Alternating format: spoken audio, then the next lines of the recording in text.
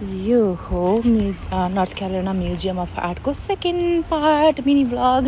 यो चाहिँ little beet ठुलो नै छ है। र मजाले टाइम दिएर हेऱ्यो भने चाहिँ बिस्तारै बिस्तारै बुझेर पढेर हेऱ्यो भने चाहिँ इट्स टेक टाइम। बट हामी चाहिँ सरस्वती त्यहाँ दुईवटा हल छ, दुई खालको छ म्युजियम अफ आर्ट होइन। एउटामा चाहिँ त्यो पेन्टिङहरू छ अनि मूर्तिहरू छ त्यस्तो छ। यो चाहिँ पेन्टिङको साइडमा हामी गयौँ, त्यो मूर्तिहरूको साइडमा चाहिँ मैले अघिल्लो पार्टमा राखेको थिएँ। यो चाहिँ जस सबै एकदम राम्रो खालको आर्टहरू छ, लाइभ पेन्टिङ, ओइल पेन्टिङ गरेको होइन। अब जो आर्टप्रति इन्ट्रेस्टेड हुनुहुन्छ, जसलाई अलिअलि आर्ट गर्न आउँछ उहाँले बुझ्नुहुन्छ होला होइन।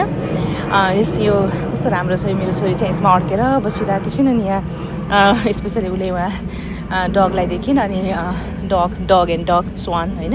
उनीहरूले चाहिँ स्वान भयो, यो युरोपको पेन्टिङ हो, त्यो स्वान भनिरहेको छ। यो चाहिँ अर्को छ है। कस्तो लाइभ है, मान्छेहरूले नै पेन्ट गरे अब कति समय पहिला अगाडि गरेको पेन्ट हो। स्टु के लाइभ छ, राम्रो छ है। अब तपाईँहरूलाई पनि हेर्नु मन छ, आर्टप्रति तपाईँहरू इन्ट्रेस्टेड हुनुहुन्छ अनि काइन्ड अफ हुन्छ नि इन्डोर, बाहिर एकदम टु हट छ अथवा रेनी डे छ भने चाहिँ त्यहाँ गएर वेल टाइम स्पेन्ड गर्न चाहिँ सकिन्छ है। अन्त धेरै मान्छेहरू छन्, रमाइलो पनि हुन्छ, बाहिरतिर पनि रमाइलो छ। अनि यो चाहिँ यो ह्याङ्गिङ, यो पनि एउटा आर्ट हो होइन।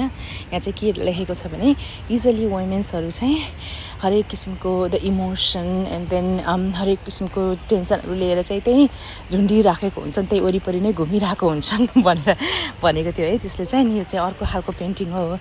अनि त्यो हेर्दाखेरि चाहिँ के हो भने जस्तो लाग्छ अब खासै नबुझ्ने मान्छेलाई, तर बुझ्ने मान्छेको लागि there is a lot of meaning on there. मेरो सानी चाहिँ त्यहाँ ठुली चाहिँ त्यहाँ हेर न फोटो खिच्न भनेर गयो कि म चाहिँ त्यो उसलाई फोटो खिचिदिएको छु। अनि यता आएपछि फेरि उता गए चाहिँ फोटो खिच्न भनेर मम्मी फोटो खिच्नु भनेको चिङ गरिराखेको हुन्छ नि, दौडिँदै आउँछन्। फेरि अर्को छ है, जो होस् रमाइलो छ है त। अनि उसलाई फेरि प्याम्परिङ माया गर्न पऱ्यो, मैले माया बोकेर यताउता लिनु पऱ्यो। फेरि कति माया गर्छन्, ह्याप्पी हुन्छन् बाहिर लिएर गयो भने चाहिँ त्यो खुसी हुन्छन्। फेरि यहाँ अर्को पेन्टिङ आयो है, यो पनि अर्कै खालको छ। तपाईँहरूले म जुम गरेर देखाएको छु है, कस्तो छ कि लाइक लाइभ भनेर। ऊ चाहिँ उहाँ गएर फोटो खिच्न भनेर गयो कि फोटो खिच्ने ठाउँमा फोटो खिचिदिन्छु भनेर फेरि म त्यहाँ आएँ। मैले सुरुमा पढेको थिएन होइन, यो के हो भनेर। अनि पछि चाहिँ मेरो हस्बेन्डजी आएर उहाँले चाहिँ एक्सप्लेन गर्नुभयो। अनि फेरि मलाई खिच्न मन लाग्यो। यो चाहिँ विभिन्न खालको रकहरू छ है त्यहाँ चाहिँ। अनि फिल इट भनेर त्यहाँ चाहिँ फिल गर्नलाई दिएको छ।